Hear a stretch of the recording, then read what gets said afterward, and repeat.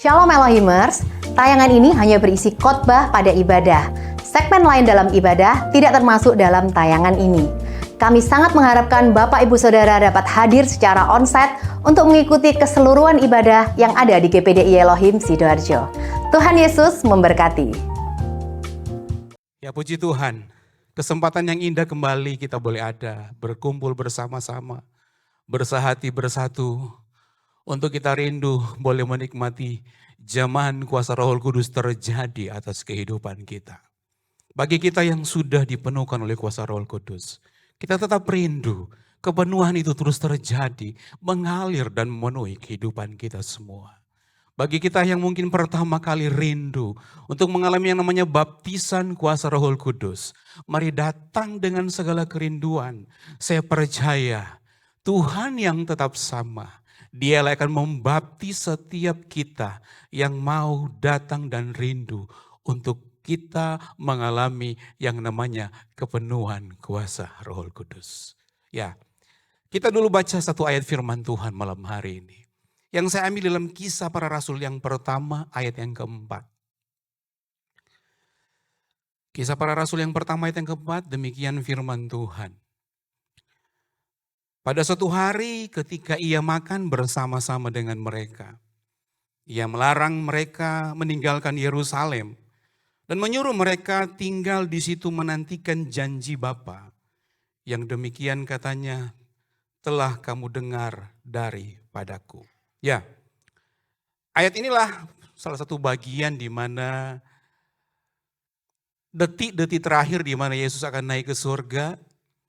Dia memanggil murid-muridnya dan dia menyampaikan sesuatu hal yang penting bagi murid-muridnya. Dan ini saya mau katakan bahwa ada hal yang penting yang akan Tuhan Yesus sampaikan kepada murid-muridnya. Berkenaan dengan bagaimana murid-muridnya nanti akan diberikan kuasa Roh Kudus. Dan mereka pada akhirnya sadar dan mengerti bahwa keberadaan kehidupan mereka menjadi murid-muridnya. Tidak kebetulan Tuhan punya rancangan dan rencana untuk melakukan tugas pekerjaan yang sudah dilakukan oleh Tuhan Yesus pada saat itu. Dan itu kita bisa lihat di ayat yang ke-8. Coba tampilkan di ayat yang ke-8. Di sana dikatakan, tetapi kamu akan menerima kuasa kalau Roh Kudus turun ke atas kamu. Dan kamu akan menjadi saksiku di Yerusalem dan di seluruh Yudea dan Samaria dan sampai ke ujung bumi. Kita melihat bahwa ternyata tidak kebetulan Tuhan Yesus memanggil murid-muridnya ketika dia sudah dalam persiapan untuk pada akhirnya dia akan naik ke surga. Karena dia sudah selesai melakukan tugas pekerjaannya. Dan ternyata ada yang akan menggantikan setiap sepak terjang tugas pelayanan daripada Tuhan Yesus. Dan saya masih ingat waktu saya masih sekolah Alkitab di pelajaran peta saman. Ada 3 saman ya yang menurut doktrin GPDI. Saman Allah Bapa, saman Allah Anak, dan saman Allah Roh. Dan saman Roh Kudus itu dimulai pada waktu Roh Kudus dicurahkan kepada murid-muridnya. Tetapi saman Roh Kudus itu bisa disebut juga dengan saman gereja Tuhan.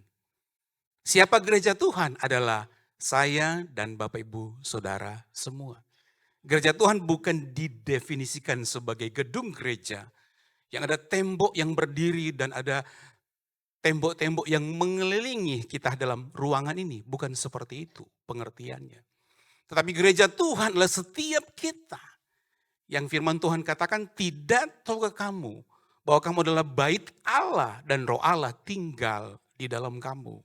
Artinya kita adalah gereja Tuhan. Nah, ketika sudah datang kepada saman Roh Kudus akan melakukan tugas pekerjaannya. Melalui siapa? melalui gerejanya. Makanya kenapa ketika sudah masuk di zaman Roh Kudus diberikan kepada siapa? Kepada murid-muridnya yang mau dipakai oleh Tuhan menggenapi rencananya dalam keberadaan kehidupan kita. Dan mungkin kalau kita perhatikan ada perbedaan yang mungkin sangat menyolok sekali kalau kita perhatikan. Dalam perjanjian lama Roh Kudus itu seringkali disebut Roh Allah, Roh Tuhan. Itu diberikan kepada hanya beberapa orang saja. Kepada hanya orang-orang tertentu saja. Akan tetapi masuk kepada zaman Roh. Di mana kita sudah mengalami yang namanya keselamatan. Ternyata Tuhan mau semua orang yang sudah mengaku bahwa Yesuslah Tuhan dan Juru Selamat harus mengalami yang namanya kepenuhan kuasa Roh Kudus.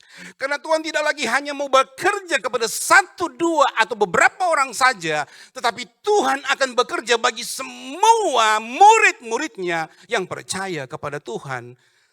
Dan itu pun berlaku bagi saya dan juga Bapak Ibu Saudara semua. Dengan apapun yang menjadi tugas pekerjaan Bapak Ibu Saudara. Dengan apapun latar belakang kehidupan Bapak Ibu Saudara. Dan dengan apapun yang saat ini Bapak Ibu Saudara sedang lakukan dan kerjakan di satu lingkungan tertentu. Yang Tuhan mau kita harus menjadi saksi bagi Tuhan kita. Yang Tuhan mau kita menjadi orang-orang yang berbeda dengan orang-orang di luar sana. Yang Tuhan mau kita bisa akan menjadi berkat bagi orang di luar sana. Dan ini benar-benar nyata, bukan cuma sekedar satu perintah yang kabur. Tetapi ini sangat jelas Bapak Ibu Saudara. Makanya di ayat yang keempat tadi yang sudah kita baca, di situ sangat jelas. Dikatakan pada satu hari ketika ia makan bersama-sama dengan mereka, ia melarang mereka meninggalkan Yerusalem. Murid-muridnya sudah tahu bahagian yang harus mereka lakukan. Tetapi sebelumnya ternyata ada hal yang Tuhan mau sampaikan kepada mereka bahwa mereka harus tetap tinggal di Yerusalem.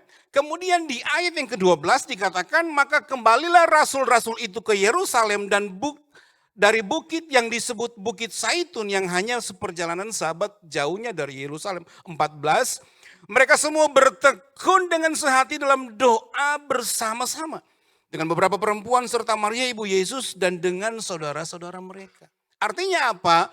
Untuk kita bisa mengalami yang namanya pencurahan kuasa Roh Kudus. Kita dipenuhi dengan kuasa Roh Kudus. Tidak ada cara selain kita bersekutu, berdoa, bersehati, terkonek dengan Dia, Tuhan kita. Karena Tuhanlah yang akan membaptis kita dengan kuasa Roh Kudus. Bagi kita yang sudah mengalami baptisan Roh Kudus, jaga, tetap terus minta kepenuhan kuasa Roh Kudus, tetap ada dalam hidup kita. Jadi kesempatan ini memang bukan hal yang harus, karena memang setiap harinya sebenarnya kita harus tetap terus menjaga kepenuhan kuasa Roh Kudus ada dalam hidup kita. Tapi momen 10 malam ini kita tetap boleh jaga.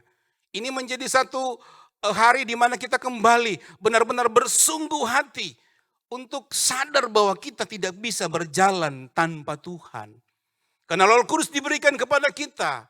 Dia sebagai penghibur, dia sebagai penolong, dia sebagai pribadi yang menyertai kita. Karena pada dasarnya manusia tidak bisa berbuat apa-apa tanpa Tuhan. Dan tidak akan sampai kepada tujuan hidupnya tanpa kuasa Roh Kudus ada di dalam keberadaan kehidupannya. Makanya penting bagi kita malam hari ini. Ada kesepakatan dan kesehatian yang dibangun di tempat ini. Di mana kita sadar betul bahwa kita perlu urapan Roh Kudus. Anggur yang baru bagi kita yang sudah mengalami dan terus minta, anggur itu tetap senantiasa baru.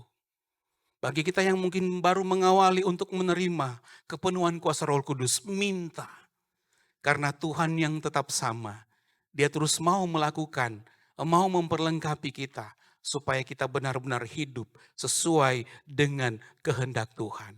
Apa yang Dia mau dalam kehidupan kita, pasti kita akan bisa lakukan bersama dengan pimpinan kuasa Roh Kudus di dalam keberadaan kehidupan kita. Sehingga di dalam Yohanes pasal yang ke-14, Yohanes pasal 14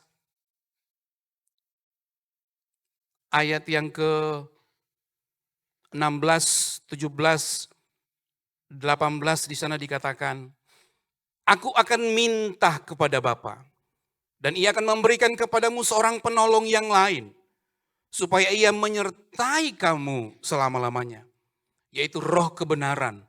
Dunia tidak dapat menerima Dia, sebab dunia tidak melihat Dia dan tidak mengenal Dia. Tetapi kamu mengenal Dia, sebab Ia menyertai kamu dan akan diam di dalam kamu. Aku tidak akan meninggalkan kamu sebagai yatim piatu. Aku datang kembali kepadamu. Ini jelas bahwa Tuhan kita adalah Tuhan yang bertanggung jawab penuh atas kehidupan kita. Dan tidak ada yang kebetulan kita hadir menjadi umat-umat Tuhan, menjadi murid-murid Tuhan. Dan kita mengambil bagian untuk kembali kita dipenuhi dengan kuasa Roh Kudus. Karena kita tahu betapa pentingnya pribadi Roh Kudus dalam hidup kita. Roh Kudus bukan cuma sekedar dijadikan meterai dalam hidup kita karena kita percaya, itu yang membedakan kita dengan orang yang tidak percaya. Tuhan tahu siapa umat-umatnya. Tatkala ia percaya, diberikan meterai roh dalam kehidupan kita. Roh Kudus ada, tetapi mari luaskan pribadi Roh Kudus untuk bekerja, berkarya dalam hidup kita. Dia di mana Dia mau memenuhi hidup kita, menjamah kita. Sehingga segala kehendak kita serahkan kepada kehendaknya. Dan kapasitas ilahi diberikan dalam kehidupan kita. Sehingga pada akhirnya kita akan diperlengkapi dengan karunia-karunia kuasa Roh Kudus. Dan terus berjalan maju dalam pengiringan kita kepada Tuhan kita. Jadi saya percaya malam hari ini adalah malam yang sangat luar biasa. Di mana kita percaya Dia hadir dan Dia akan memenuhi setiap keberadaan kehidupan kita. Kesadaran bahwa kita manusia terbatas. Manusia yang tidak lebih dari segumpal tanah liat. Yang tanpa Tuhan, tanpa kuasa Roh Kudus, kita bukan apa-apa. Tapi ketika kita menyerahkan semuanya kepada Tuhan, kita mengalir hidup bersama dengan rancangannya. Kita dipenuhi dengan kuasa Roh Kudus. Kita menjadi pribadi yang siap dipakai oleh Tuhan. Dimanapun kita berada, apapun yang kita sedang lakukan dan kerjakan, kita semua tahu semuanya untuk kemuliaan nama Tuhan. Kita menjadi saksinya Tuhan. Dan saya percaya penyertaannya akan terus menjadi sempurna bagi kita semua. Puji Tuhan.